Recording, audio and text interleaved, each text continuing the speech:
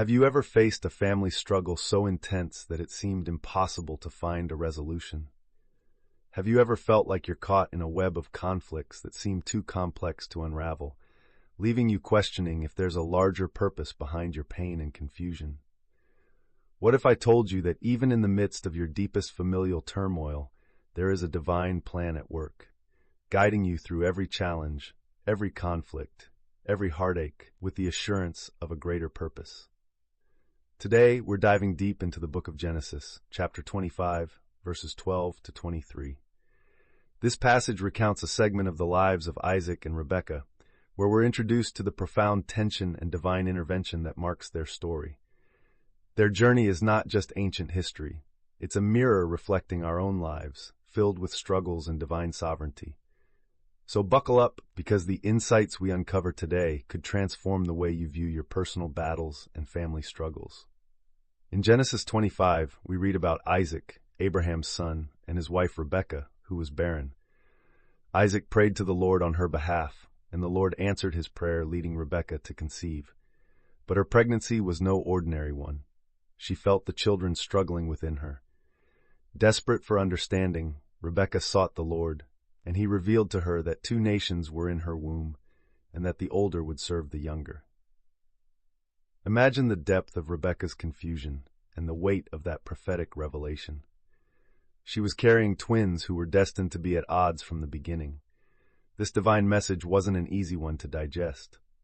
It indicated not only the start of a family struggle, but also a cosmic battle that would play out through their descendants. Yet, within this turmoil, we see the sovereignty of God orchestrating his grand design.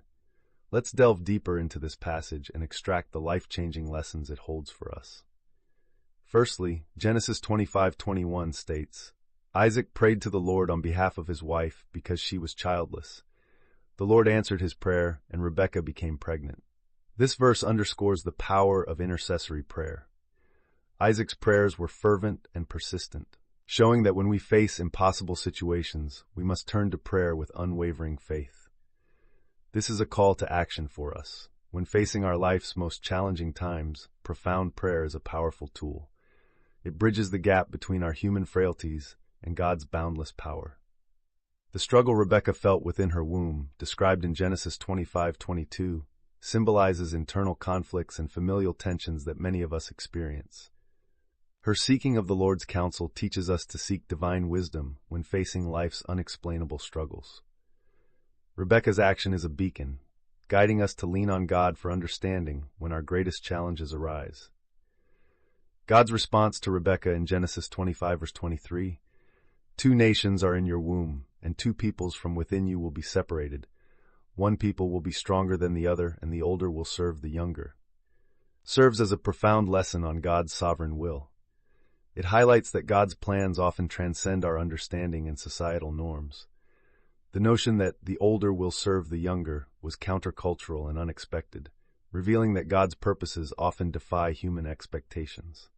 This passage speaks directly to us, emphasizing that no family struggle, no personal conflict, is outside the scope of God's sovereign will. Even when the situation seems hopeless, and the people we love are at odds, God is weaving together a plan that is beyond our comprehension, but assuredly good. Reflecting on this, let's consider our own lives. Are there family dynamics that feel irreparably broken? Are there conflicts that seem beyond resolution? The story of Isaac and Rebekah reassures us that God is at work behind the scenes. His ultimate plan is unfolding, even if it's not immediately visible to us.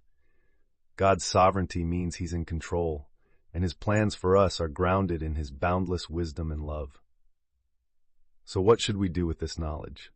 First, we should approach our familial conflicts and personal struggles with prayer, just as Isaac did.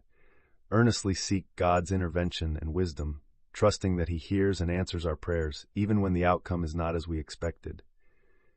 Second, let's emulate Rebekah's pursuit of divine insight. When overwhelmed by life's internal and external battles, seek God's counsel. Dive into the scriptures, pray for clarity, and listen for his guidance. The answers may not always be easy or comfortable, but they carry the weight of divine purpose. Third, and perhaps most importantly, trust in God's sovereignty.